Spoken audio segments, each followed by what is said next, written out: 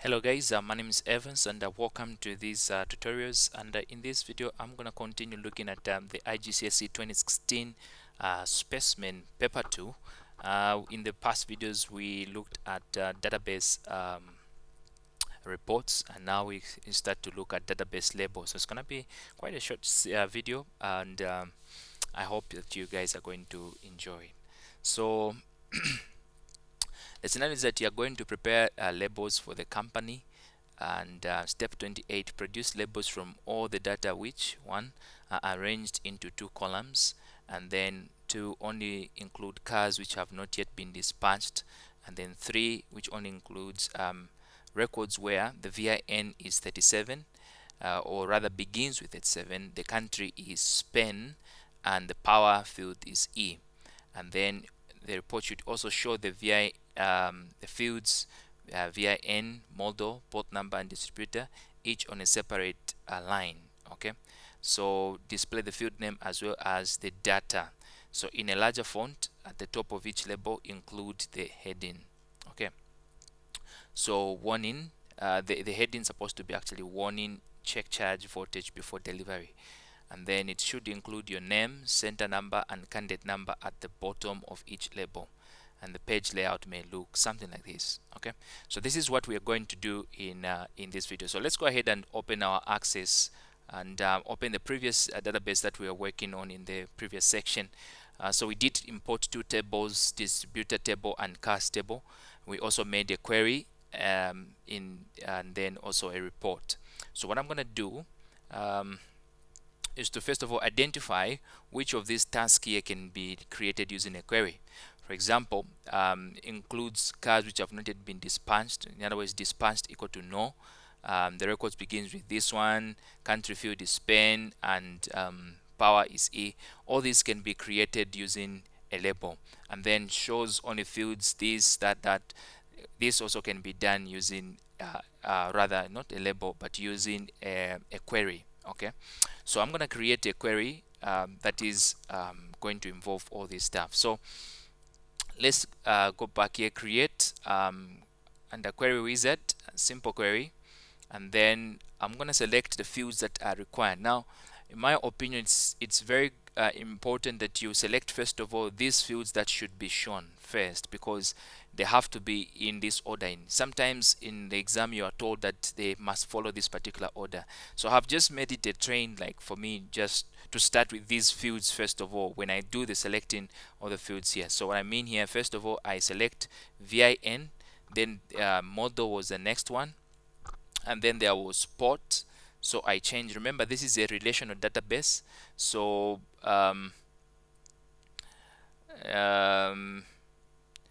the other thing is that I'm using let me select the cars table, not the query. Remember it was on cars query, and so I ended up having all these there.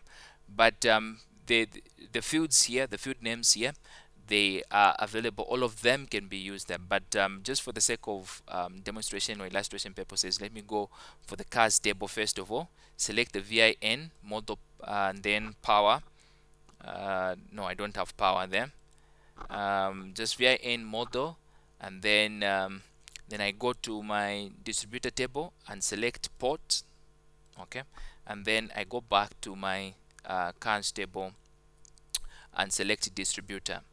Okay, select for some reason my computer seems to have frozen. Okay, so there you go. So select distributor. So guys, I've arranged these fields in the order in which they appear in the paper. It's important. Sometimes order also matters. Okay, alternatively, if you had a query that you created in the past, you could have selected the query and then all the fields are there. These fields which are here, all of them are there, but I'm not going to do that. I just want to create something different. So other than that, then we now select the fields that we are going to need for this other section of the query. So we need, for example, dispatch, we also need country, and we need power.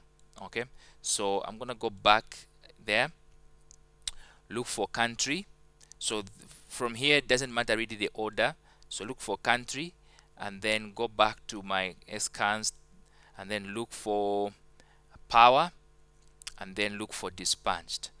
Okay, so just go ahead and verify. I have 1 2 3 4 5 6 7 fields, and I've been asked, this is one field, 2 3 4 5, no, this one I've counted 5 6 7, so which means I've selected all the fields. Just counter check to make sure that all the field names that you select are the ones that are there. Okay, so I'm going to go on next, and then the name of the query, I'm going to create query and then just put underscore label at the end there, then modify query design and click on OK. So so we have our query ready, and I'm just going to enlarge this relational table. It's not important per se. Okay, it's not so important. Okay, so the next thing that we're supposed to do is now come back here, and the report, this is going to be done in the labels, where when we select in the label, we select whether it's going to be 2 columns or just 1 column. But in this case, we've been told it should be 2 columns. That's why you see down here on this image, it shows that the table should look somewhat something like this. Okay, so then we just need to make sure that the dispatch is no. So let's go to the query dispatch. Under criteria, say dispatch should be no. Okay, dispatch no. Next, then we should VIN begins with 37 or 37. So VIN, so let's go just there. VIN criteria should begin with 37, and then the asterisk sign there means anything that follows there doesn't really matter. Okay, so when you just type like that, automatically Acess is going to put a command word like at the beginning there, and put 37 in quotes with an asterisk sign. An asterisk sign, like I said, just shows you that whatever comes after 37, it doesn't matter as long as the number should start with 37. Okay, so next we should select country to be Spain. Okay, so go back, country should be Spain. Okay, next power should be E. Okay, power E. Okay, just like that. Okay, so let me just verify also that okay, there. So we've done dispatch, we've done 37, we've done Spain, we've done E, and then we just need to try the query to see if it will run. Okay, so the query runs. Okay, we have country Spain, port is distributed, power is E, and then all the 37 VIN have been displayed. Next step, we are told that the field should only show fields VIN, model, port, and distributor on each separate line. So in our query, we should remove power, dispatch, and country. Okay, so that we remain only with distributor, port, model, and VIN. So go back to design, and under show, and check this one, and check this one, and uncheck this one, because these we were just using them to be able to extract the information that we want. But what we are interested in is the VIN, the model, the port, as well as the distributor. Okay, so run. When you run the query one more time, just click on run. You see that now you have the fields listed there in the order in which they appear. Okay, so that done. Let's save our query, and let's go back to the question paper. So this part we are done, this part we are done, and we are done with this one. So what needs to be done is that the query should display the field name as well as the data. Okay, and then in a larger font it should be able to. So let's do a query design, rather a label design. So go to create, and then create labels. Okay, and then you select the labels that you are going to to create. Okay, so the labels shouldn't be so big or so wide. This shows you the dimension of each of this is 9 centimeter by 6 centimeter, and if you scroll up, there are also other dimensions. So I'm gonna go for this smaller dimension just for the sake, and then I'll go next, and then I'll leave the text size as they are, so that it doesn't get to be enlarged, otherwise it won't fit on one page. Okay, so the next thing here that you're supposed to do, we're supposed to have the labels and also the label values, so to say the VIN values, the model and the port and the distributor values, together with their corresponding values. Okay, so the labels that we have, that we should have here, there are two things that you can do. You can put the title, rather the labels, and then with their corresponding value. What I mean here, you can say VIN and then put full colony and then put the corresponding value as that, as this one. So alternatively, what you can do, you can just go ahead and let's just you can just go ahead and just put in all these values. Okay, just by clicking next, next, next, and you have all these values actually put there. So if I just delete this one, maybe let me just delete this for the sake of demonstration. You can go ahead and put just go ahead, click there, put that, put that, put that, put that, and then just put some spaces, because we are told that they should be on separate pages, lines rather. That, then press enter, that, select this one and press enter. Now for some reason my computer is kind of freezing because I'm running some resources in the background, but I hope that shouldn't be able to disturb us like a lot. As you can see, it's now not responding. So there you go, it's now responding. So what I'm gonna do, at least you've seen what I was trying to do. So what I'm gonna do now is just to select and then type in VIN, that is the label. You can do this in the report, rather in the label design itself, or you can do it here. I feel doing it here makes it becomes easy. So then just put there, so you don't need to come and put this VIN later on. So enter, then put model, then that space, and then enter, and then port. Okay, that, then enter, and then distributor, and then that and that. Okay, so you can do this here, and it's much easy because your report will already have the labels and then the values that are there represented by this. Okay, so let's go to next. I don't need to sort in the order, they are already arranged in the order that they're supposed to be.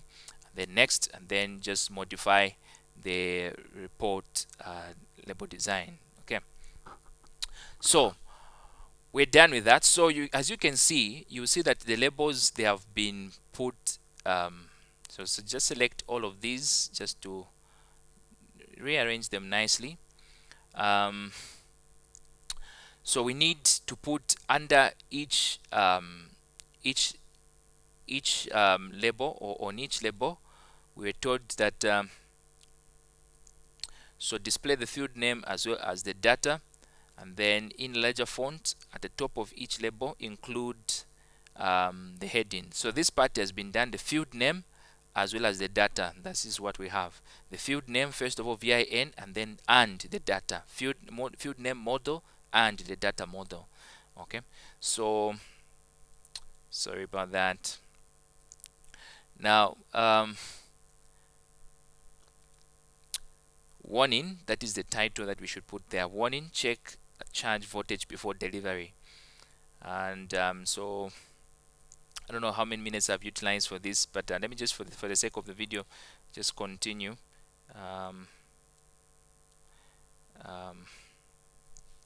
For some reason, guys, my computers just seem to be not responding in the time that I want it to respond. So I'm gonna put now a label there. Just drag this all the way there and put warning. Okay, just warning, and then you can just put that there, and then this is too much. Just put that there, and then put in another label which is going to have the other text. So the other text is check charge voltage, check charge voltage. Charge should be small letter. Charge voltage before delivery. Okay, so check charge voltage before delivery. What I'm gonna do, just to resize this a little bit, just drag it, select it and drag it there so that it is aligned nicely with the other one.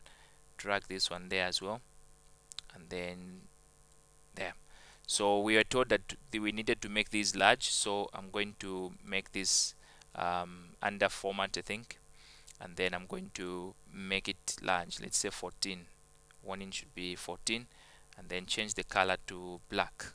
Should be black text. No, if I change the background, sorry, I need to change the color to black. Okay, currently it is gray, so I need to change it to black. Okay, so this one should be also enlarged, so I'll make this one 12 because it's just some text, but I want the warning one to actually be larger so that it can stand out. Okay, you can go ahead and preview this at this stage and just see how it's going to appear in your web, rather not in your web page. Why do I keep on saying web page? It's going to appear, how it's going to appear in your report. So go to home and then go to view and print preview, and you see that it will appear there. So one thing that you notice also is that warning seems to have been cut a little bit. Okay, you have 1, 2, and then yeah, warning seems to have been cut a little bit. So what we're going to do is to just to drag the label on top under design, and then yeah, close this one and go back to design. What you just need to do is to drag this a little bit up. Okay, just drag it a little bit up.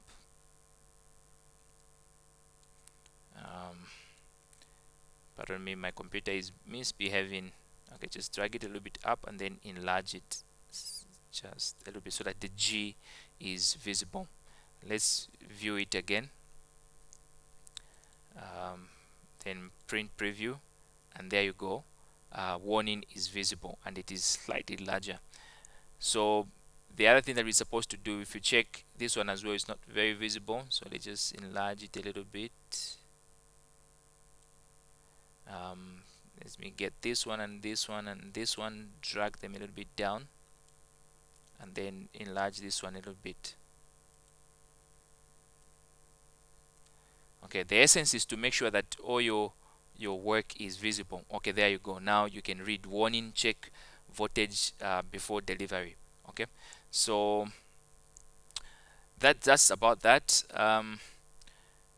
So the next one says include your name, center number, and candidate number at the bottom of each label, and so we need to do that. So let's go back here. Let's go to design view, close preview, and then go to design. And at the bottom there, we are supposed to include a text box. Okay, a text box which should have name, Chikasa Evans ZM 556, and lastly 0001 as a candidate number. Preview it, and then you'll see that your details are going to appear there. So the only thing that next is supposed to save and print your label, and you should make sure that your center number, candidate number, name appear on every label before you print it. So go ahead and print this one from your printer. Okay, so guys, this has been Evans, and I hope you've learned one or two things. I'm sorry about my computer freezing here and there, but yeah, so I'll see you in the next video where we will start now to look at mail merge, and I hope I'll be able to put up that one on the internet as soon as possible. All right, so thank you so much for watching, and I'll see you in the next video.